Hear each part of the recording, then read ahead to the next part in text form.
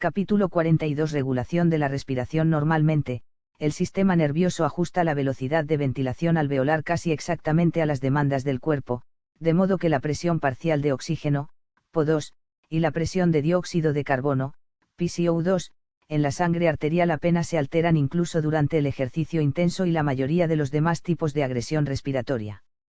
Este capítulo describe la función de este sistema neurógeno para la regulación de la respiración. Centro respiratorio. El centro respiratorio está formado por varios grupos de neuronas localizadas bilateralmente en el bulbo raquídeo y la protuberancia del tronco encefálico, como se muestra en la figura 42a1. Está dividido en tres grupos principales de neuronas: 1. Un grupo respiratorio dorsal, localizado en la porción ventral del bulbo, que produce principalmente la inspiración; 2. Un grupo respiratorio ventral, localizado en la parte ventrolateral del bulbo, que produce principalmente la expiración; y 3. El centro neumotáxico, que está localizado dorsalmente en la porción superior de la protuberancia, y que controla principalmente la frecuencia y la profundidad de la respiración. Figura 42a1. Organización del centro respiratorio.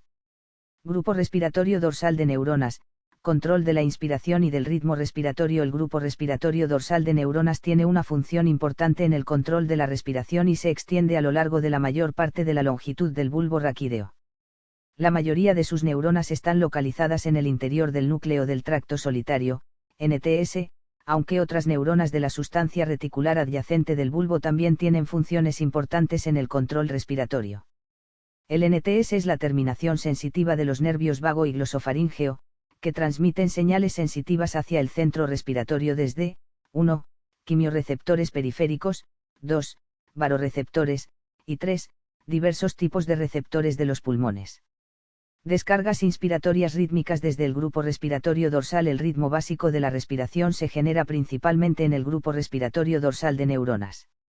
Incluso cuando se seccionan todos los nervios periféricos que entran en el bulbo raquídeo y se ha seccionado el tronco encefálico tanto por encima como por debajo del bulbo, este grupo de neuronas sigue emitiendo descargas repetitivas de potenciales de acción neuronal inspiratorios. Se desconoce la causa básica de estas descargas repetitivas. En animales primitivos se han encontrado redes neurales en las que la actividad de un grupo de neuronas excita a otro grupo, que a su vez inhibe al primero. Posteriormente, después de un periodo de tiempo, el mecanismo se repite a sí mismo, manteniéndose durante toda la vida del animal. La mayoría de los fisiólogos respiratorios piensan que en el ser humano hay alguna red similar de neuronas, localizada totalmente en el interior del bulbo. Probablemente incluye no solo el grupo respiratorio dorsal, sino también zonas adyacentes del bulbo, y es responsable del ritmo básico de la respiración. Señal en rampa inspiratoria. La señal nerviosa que se transmite a los músculos respiratorios, principalmente el diafragma, no es una descarga instantánea de potenciales de acción. Por el contrario, en la respiración normal comienza débilmente y aumenta de manera continua a modo de rampa durante aproximadamente 2s. Después se interrumpe de manera súbita durante aproximadamente los 3s siguientes, lo que inactiva la excitación del diafragma y permite que el retroceso elástico de los pulmones y de la pared torácica produzca la expiración. Después comienza de nuevo la señal inspiratoria para otro ciclo. Este ciclo se repite una y otra vez, y la expiración se produce entre ciclos sucesivos. Así, la señal inspiratoria es una señal en rampa. La ventaja evidente de la rampa es que se genera un aumento progresivo del volumen de los pulmones durante la inspiración, en lugar de jadeos inspiratorios. Se controlan dos características de la rampa inspiratoria, como se señala a continuación: 1. Control de la velocidad de aumento de la señal en rampa, de modo que durante la respiración forzada la rampa aumenta rápidamente y, por tanto, llena rápidamente los pulmones. 2. Control del punto limitante en el que se interrumpe súbitamente la rampa, que es el método habitual para controlar la frecuencia de la respiración, es decir, cuanto antes se interrumpa la rampa, menor será la duración de la inspiración. Este método también acorta la duración de la expiración. Así, aumenta la frecuencia de la respiración. Un centro neumotáxico limita la duración de la inspiración y aumenta la frecuencia respiratoria. Un centro neumotáxico, localizado dorsalmente en el núcleo parabraquial de la parte superior de la protuberancia, transmite señales hacia la zona inspiratoria. El efecto principal de este centro es controlar el punto de desconexión de la rampa inspiratoria, controlando de esta manera la duración de la fase de llenado del ciclo pulmonar. Cuando la señal neumotáxica es intensa, la inspiración podría durar tan solo 0,5 s, con lo que los pulmones solo se llenarían ligeramente. Cuando la señal neumotáxica es débil, la inspiración podría continuar durante 5 s o más, llenando de esta manera los pulmones con una gran cantidad de aire. La función del centro neumotáxico es principalmente limitar la inspiración, que además tiene el efecto secundario de aumentar la frecuencia de la respiración, porque la limitación de la inspiración también acorta la expiración y todo el periodo de cada respiración. Una señal neumotáxica intensa puede aumentar la frecuencia respiratoria hasta 30 a 40 respiraciones por minuto, mientras que una señal neumotáxica débil puede reducir la frecuencia a solo 3 a 5 respiraciones por minuto. Grupo respiratorio ventral de neuronas, funciones en la inspiración y la expiración localizado a ambos lados del bulbo raquídeo, aproximadamente 5 milímetros anterior y lateral al grupo respiratorio dorsal de neuronas, está el grupo respiratorio ventral de neuronas, que se encuentra en el núcleo ambiguo rostralmente y en el núcleo retroambiguo caudalmente. La función de este grupo neuronal difiere de la del grupo respiratorio dorsal en varios aspectos importantes. 1. Las neuronas del grupo respiratorio ventral permanecen casi totalmente inactivas durante la respiración tranquila normal. Por tanto, la respiración tranquila normal está producida solo por señales inspiratorias repetitivas procedentes del grupo respiratorio dorsal y transmitidas principalmente al diafragma, y la expiración se debe al retroceso elástico de los pulmones y de la caja torácica. 2. Las neuronas respiratorias no parecen participar en la oscilación rítmica básica que controla la respiración. 3. Cuando el impulso respiratorio para aumentar la ventilación pulmonar se hace mayor de lo normal, las señales respiratorias se desbordan hacia las neuronas respiratorias ventrales desde el mecanismo oscilatorio básico de la zona respiratoria dorsal. En consecuencia, la zona respiratoria ventral contribuye también al impulso respiratorio adicional. 4. La estimulación eléctrica de algunas de las neuronas de grupo ventral produce la inspiración, mientras que la estimulación de otras produce la expiración. Por tanto, estas neuronas contribuyen tanto a la inspiración como a la expiración.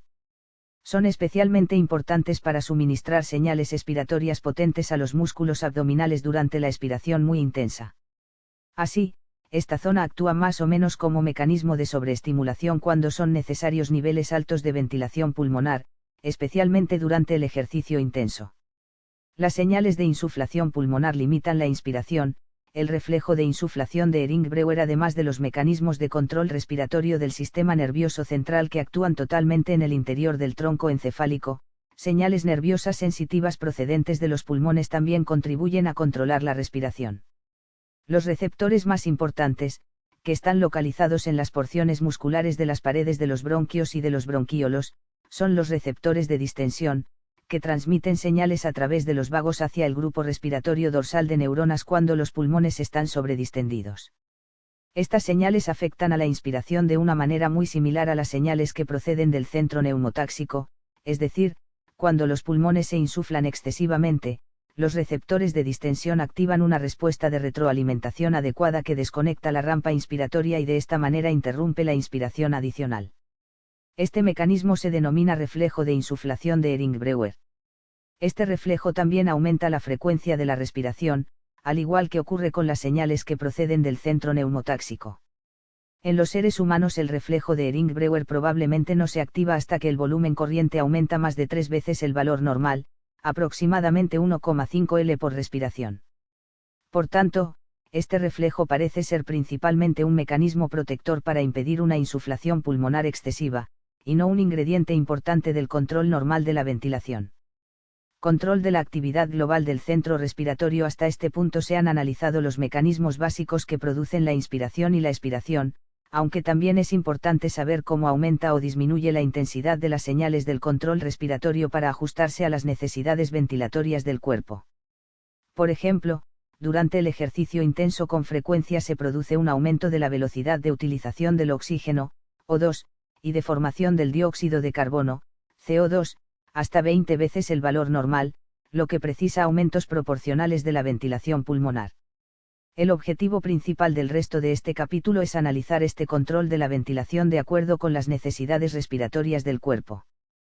Control químico de la respiración. El objetivo último de la respiración es mantener concentraciones adecuadas de O2, CO2 e iones hidrógeno en los tejidos. Por tanto, es afortunado que la actividad respiratoria responda muy bien a las modificaciones de cada una de estas sustancias.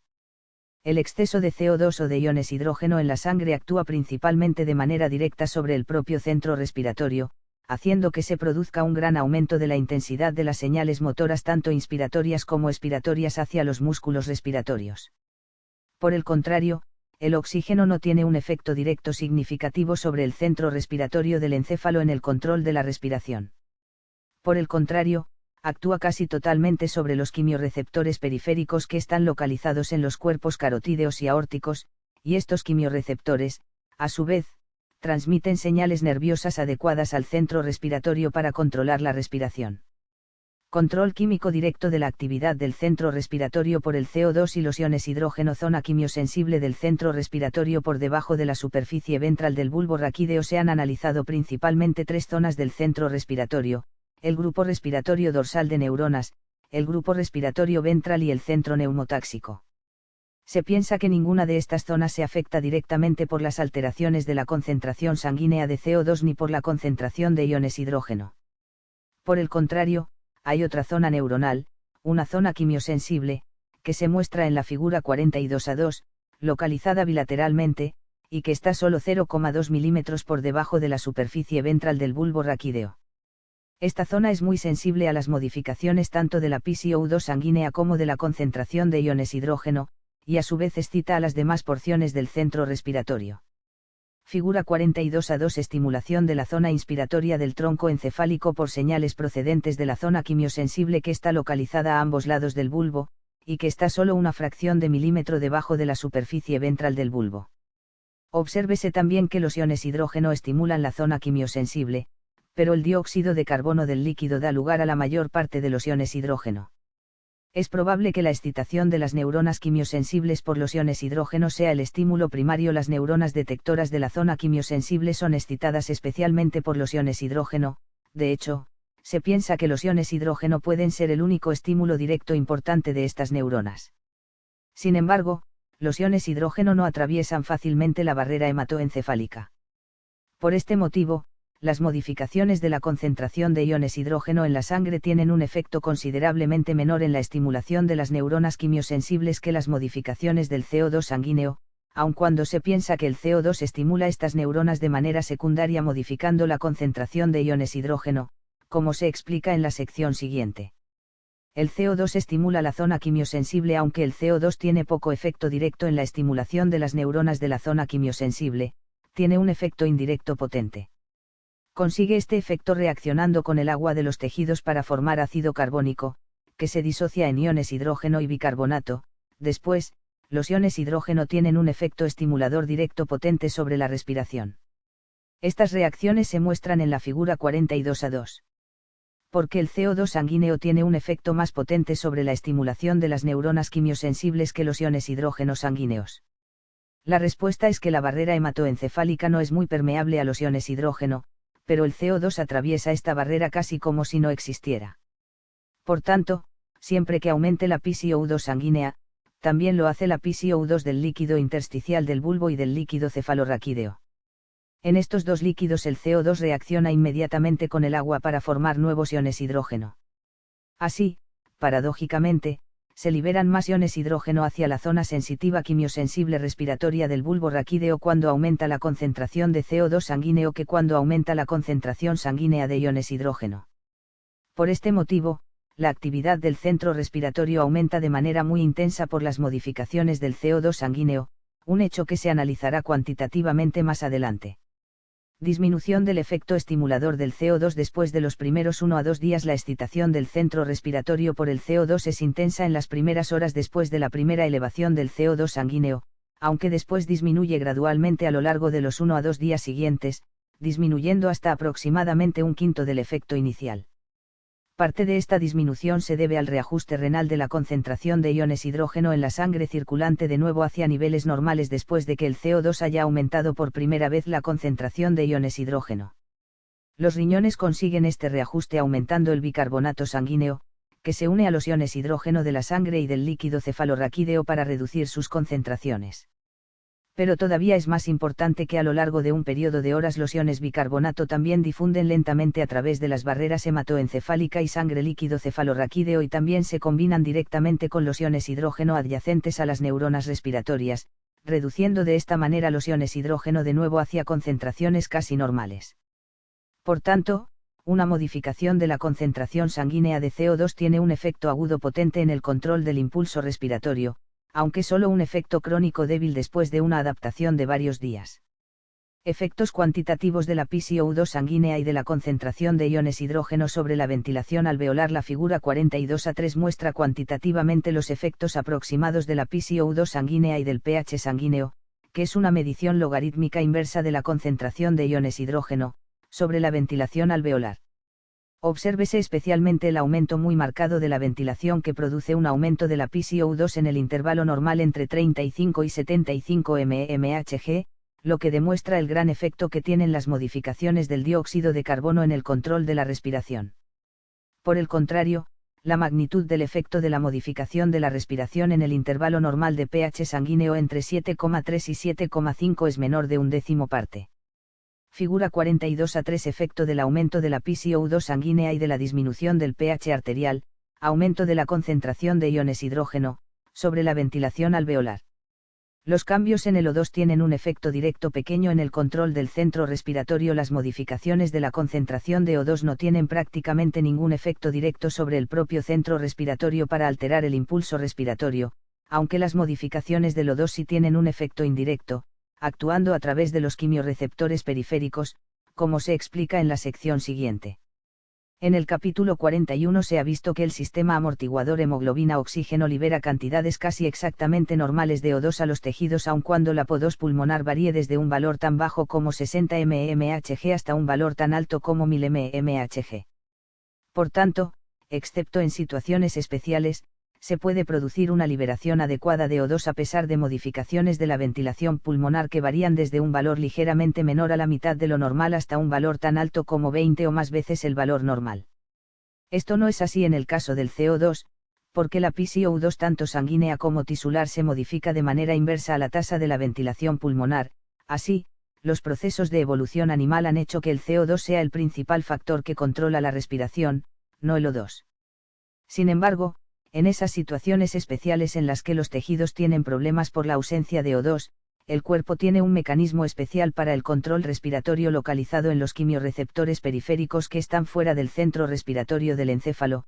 Este mecanismo responde cuando el O2 sanguíneo disminuye demasiado, principalmente por debajo de una PO2 de 70 mmHg, como se explica en la sección siguiente.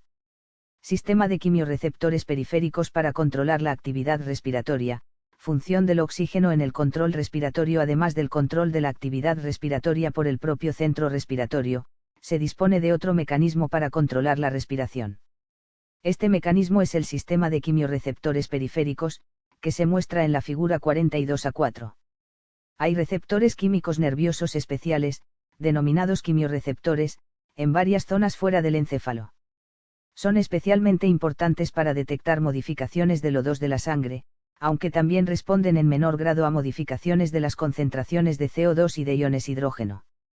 Los quimiorreceptores transmiten señales nerviosas al centro respiratorio del encéfalo para contribuir a la regulación de la actividad respiratoria.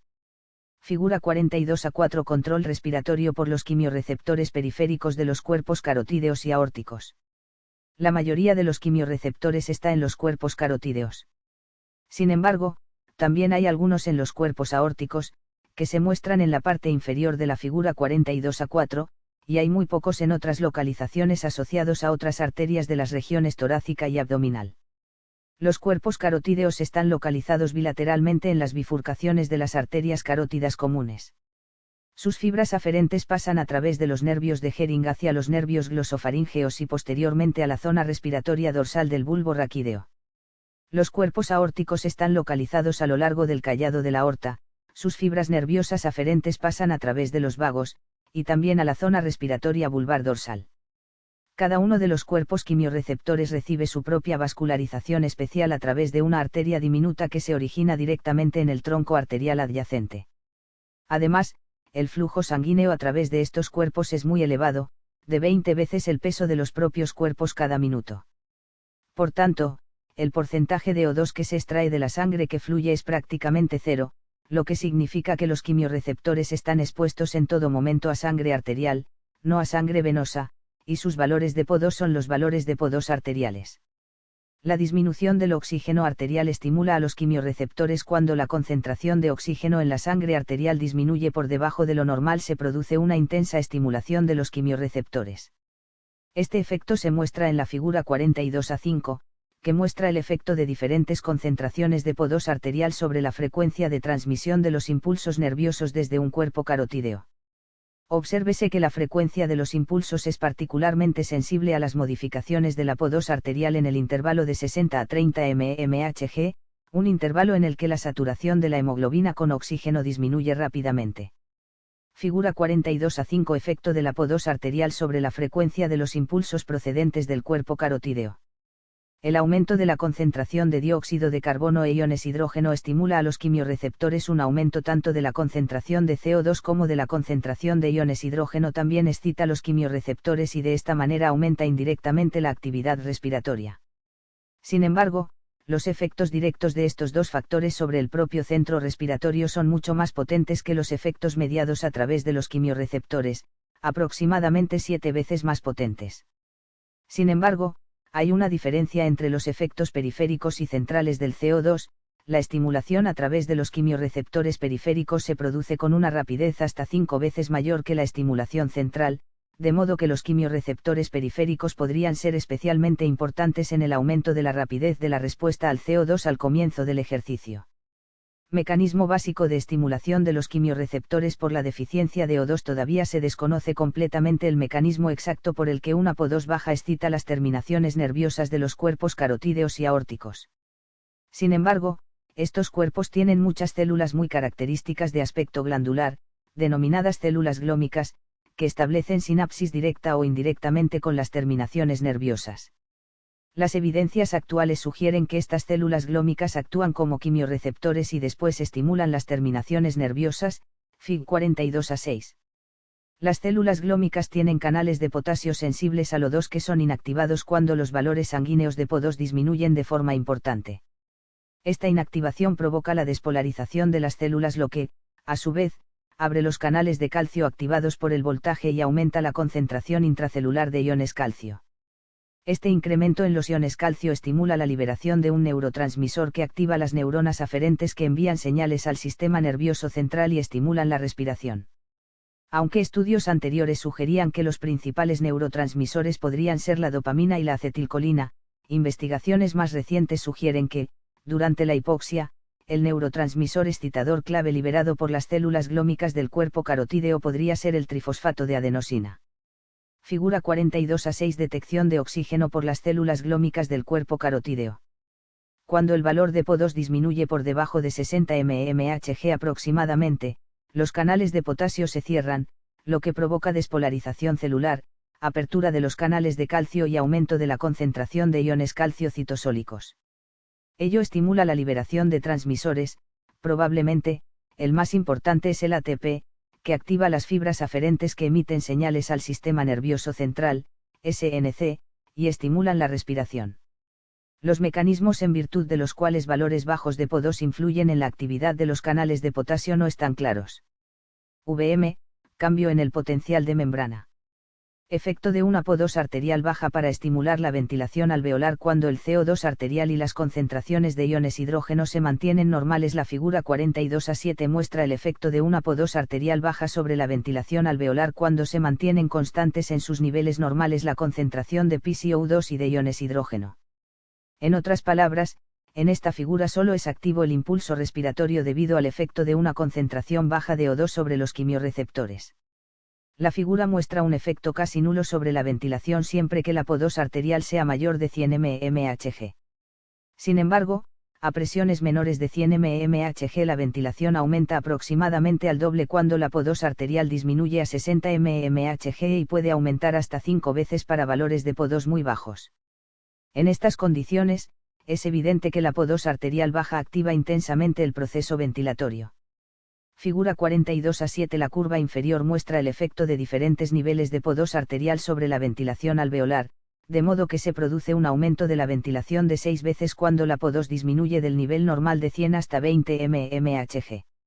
La línea superior muestra que se mantuvo la PCO2 arterial a un nivel constante durante las mediciones de este estudio, también se mantuvo constante el pH.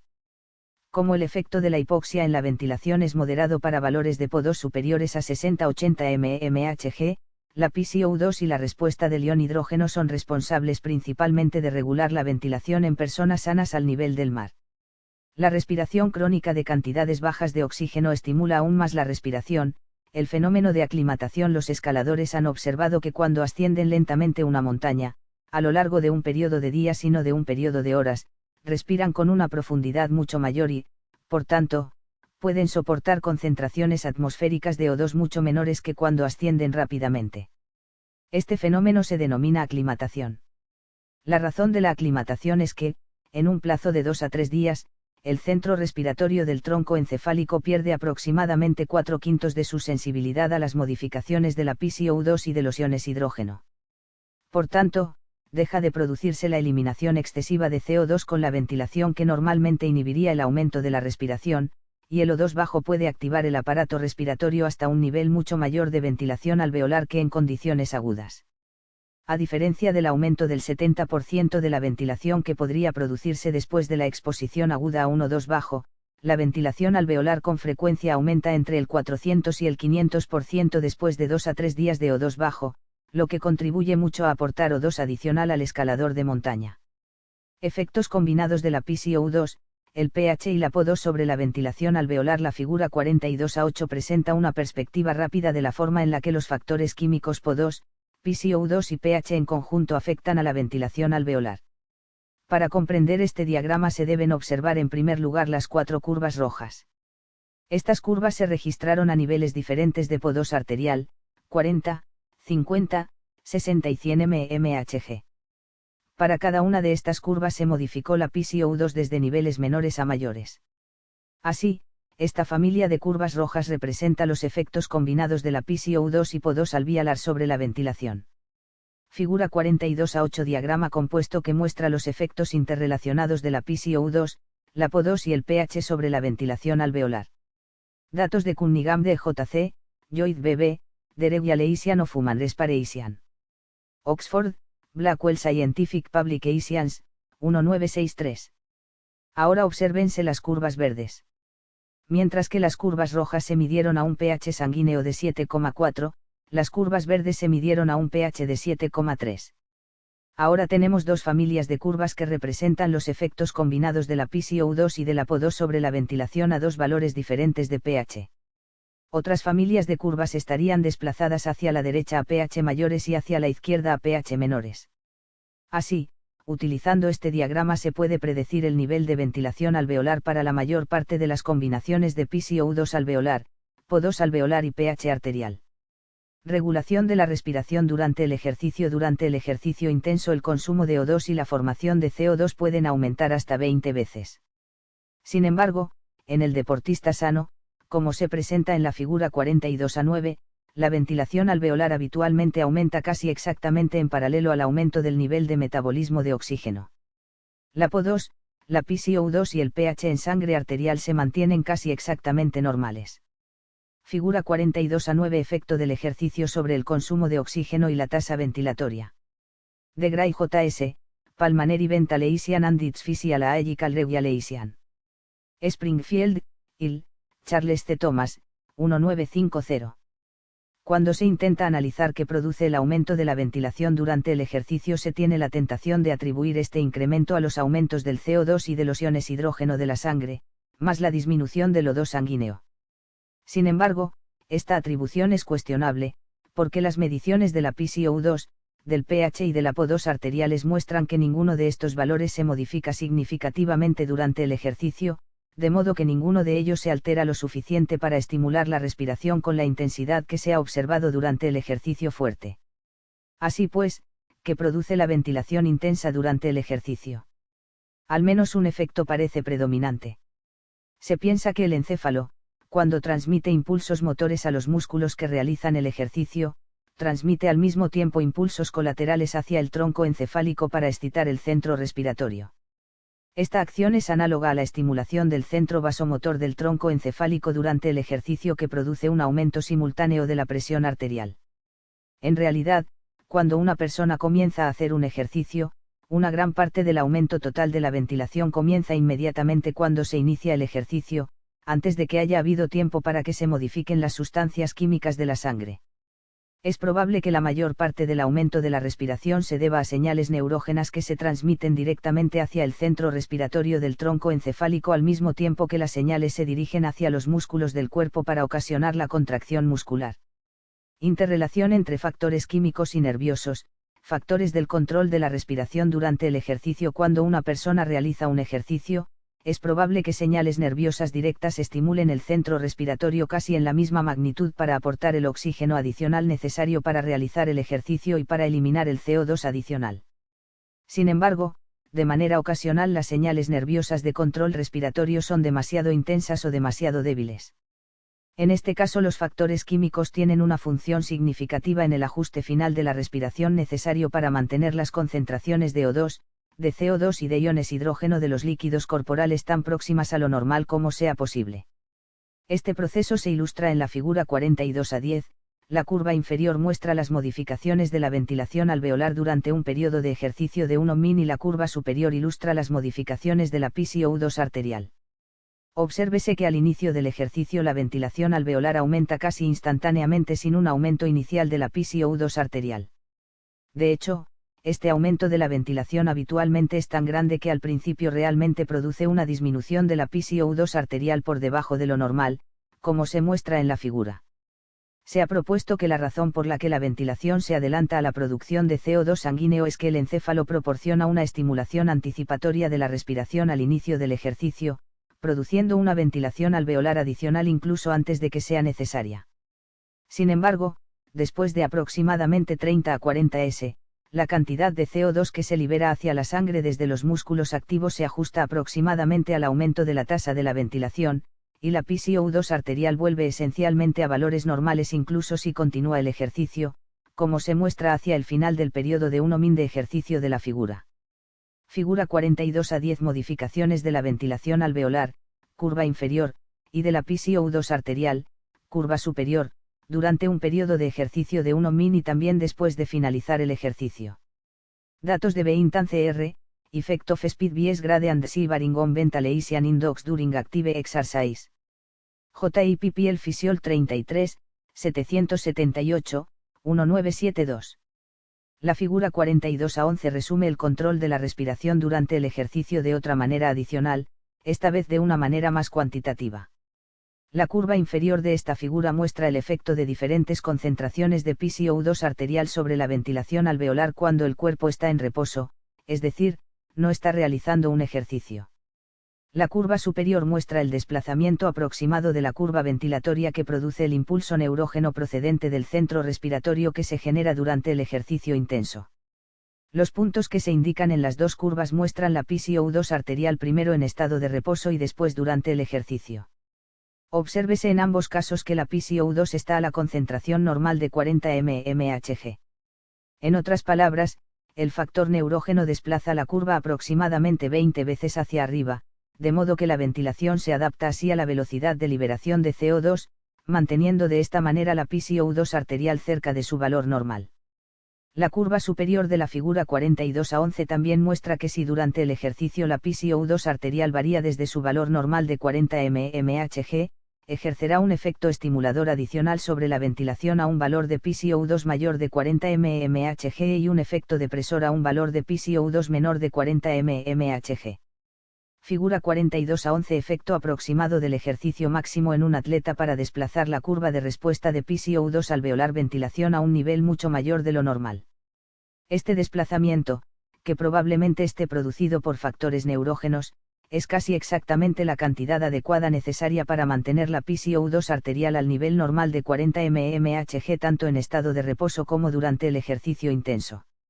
El control neurógeno de la ventilación durante el ejercicio puede ser en parte una respuesta aprendida. Muchos experimentos indican que la capacidad del encéfalo de desplazar la curva de respuesta ventilatoria durante el ejercicio, que se muestra en la figura 42-11, es al menos parcialmente una respuesta aprendida.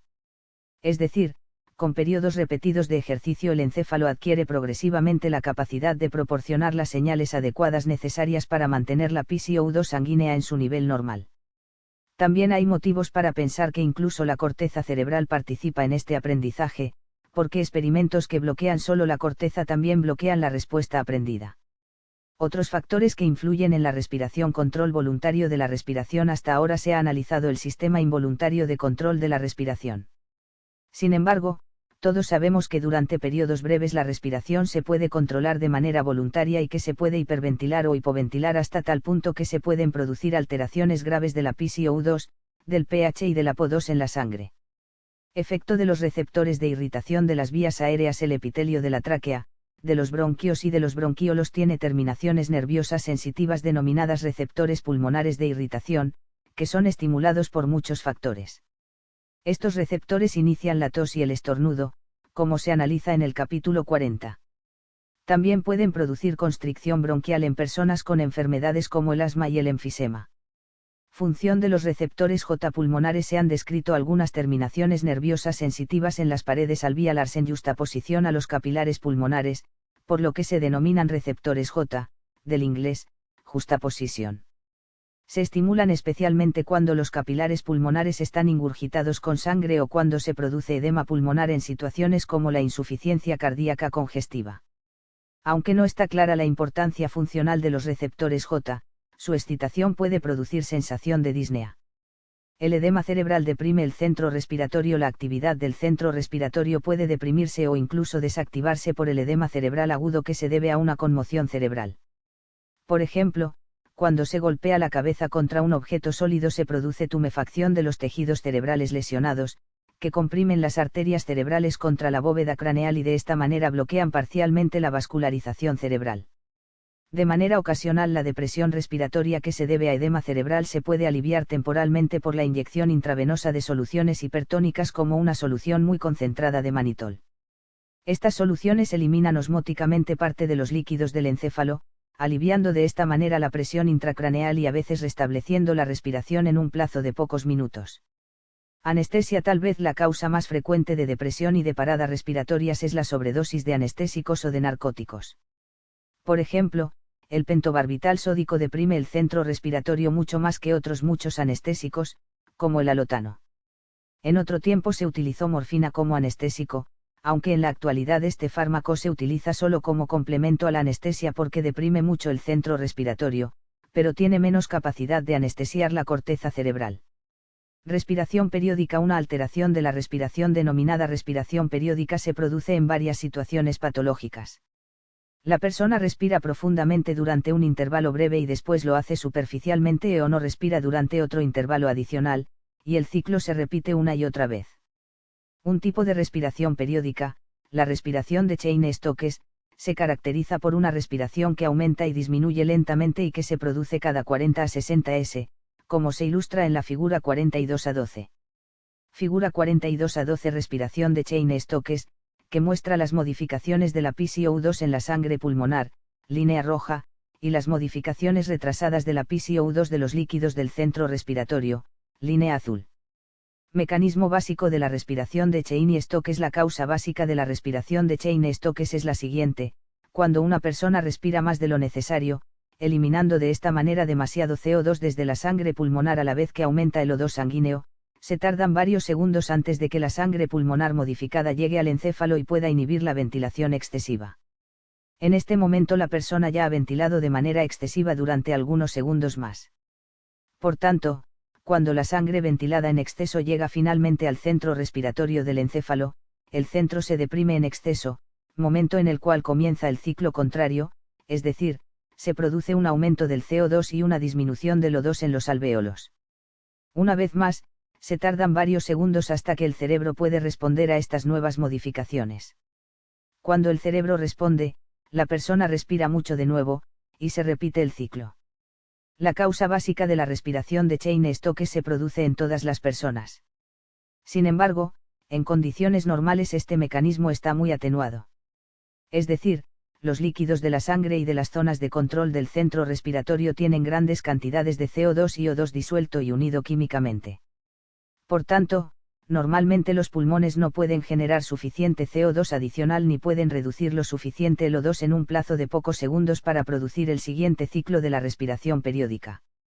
Sin embargo, en dos situaciones distintas se pueden superar los factores atenuantes, y se produce la respiración de Cheyne-Stokes, uno cuando se produce un retraso prolongado en el transporte de sangre desde los pulmones al encéfalo. Las alteraciones del CO2 y del O2 en los alvéolos pueden persistir durante muchos más segundos de lo habitual. En estas condiciones, se superan las capacidades de almacenamiento de estos gases en los alvéolos y la sangre pulmonar. Posteriormente, después de algunos segundos más, el impulso respiratorio periódico se hace muy intenso y comienza la respiración de Cheyne-Stokes.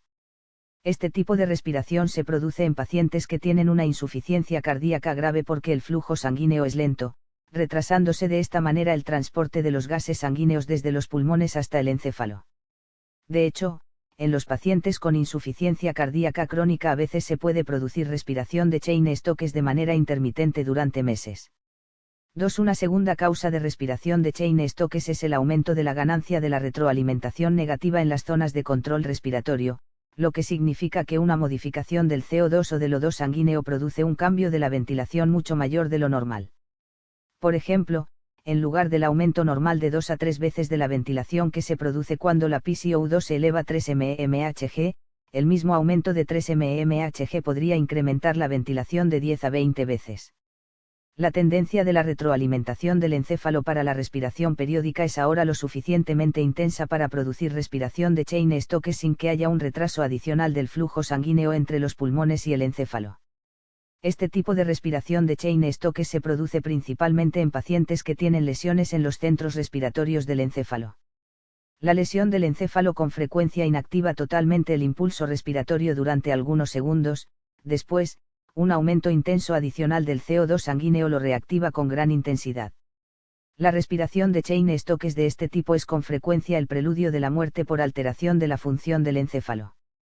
En la figura 42-12 se muestran registros típicos de las modificaciones de la PCO2 pulmonar y del centro respiratorio durante la respiración de Cheyne-Stokes. Obsérvese que la PCO2 de la sangre pulmonar se modifica antes que la PCO2 de las neuronas respiratorias. Sin embargo, la profundidad de la respiración se corresponde con la PCO2 del encéfalo, no con la PCO2 de la sangre pulmonar, en la que se produce la ventilación. Apnea del sueño. El término apnea significa ausencia de respiración espontánea. De manera ocasional se producen apneas durante el sueño normal, pero en las personas que presentan apnea del sueño se produce un gran aumento de la frecuencia y duración de estas, con episodios que duran 10 s o más y que aparecen de 300 a 500 veces por noche. Las apneas del sueño pueden estar producidas por obstrucción de las vías aéreas superiores, especialmente la faringe, o por alteración del impulso respiratorio del sistema nervioso central. La apnea obstructiva del sueño está producida por bloqueo de las vías aéreas superiores. Los músculos de la faringe normalmente mantienen abierto este conducto para permitir que el aire fluya hacia los pulmones durante la inspiración. Durante el sueño estos músculos habitualmente se relajan, pero el conducto de las vías aéreas permanece abierto lo suficiente para permitir un flujo aéreo adecuado. Algunas personas tienen un conducto especialmente estrecho, y la relajación de estos músculos durante el sueño hace que la faringe se cierre completamente, de modo que el aire no puede fluir hacia los pulmones. En las personas que tienen apnea del sueño se produce un ronquido intenso y una respiración trabajosa poco después de quedar dormidas. El ronquido continúa, con frecuencia haciéndose cada vez más intenso, y posteriormente se interrumpe por un periodo silencioso prolongado durante el cual no se produce ninguna respiración, apnea. Estos periodos de apnea producen disminuciones significativas de la PO2 y aumentos de la PCO2, que estimulan mucho la respiración. Esta estimulación genera, a su vez, intentos súbitos de respirar, que dan lugar a resoplidos intensos y jadeos seguidos de ronquido y repetición de los episodios de apnea. Los periodos de apnea y respiración trabajosa se repiten varios cientos de veces durante la noche, dando lugar a un sueño fragmentado e inquieto. Por tanto, los pacientes que tienen apnea del sueño habitualmente tienen somnolencia diurna excesiva, así como otros trastornos, que incluyen aumento de la actividad simpática, frecuencias cardíacas elevadas, hipertensión pulmonar y sistémica y un gran aumento del riesgo de enfermedad cardiovascular. La apnea obstructiva del sueño aparece la mayoría de las veces en personas ancianas y obesas en las que hay un aumento del depósito de grasa en los tejidos blandos de la faringe o compresión de la faringe debido a masas de grasa excesivas en el cuello. En algunas personas la apnea del sueño se puede asociar a obstrucción nasal, a una lengua muy grande, a aumento del tamaño de las amígdalas o a ciertas formas del paladar que aumentan mucho la resistencia al flujo aéreo hacia los pulmones durante la inspiración. Los tratamientos más frecuentes de la apnea obstructiva del sueño incluyen: 1.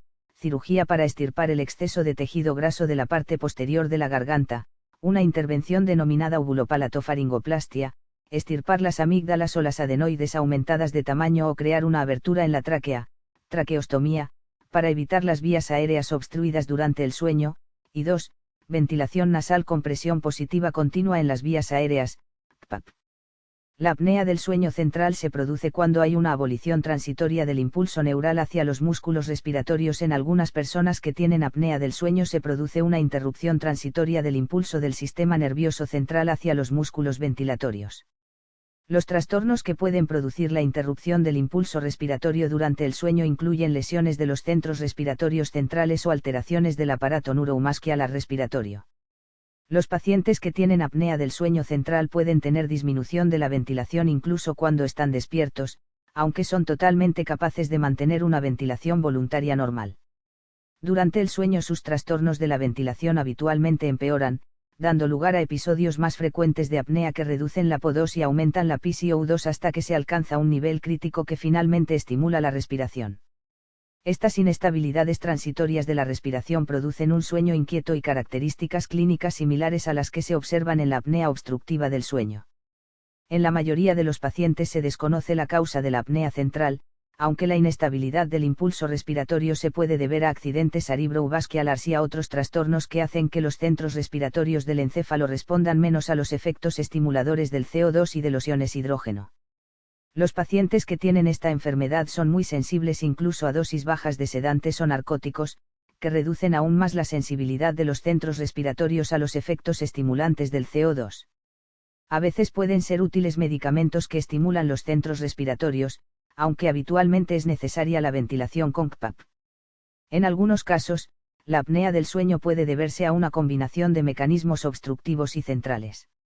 Según se estima, este tipo combinado de apnea del sueño supone aproximadamente el 15% de los casos totales de este trastorno, mientras que la apnea del sueño central pura supone menos del 1% de los casos.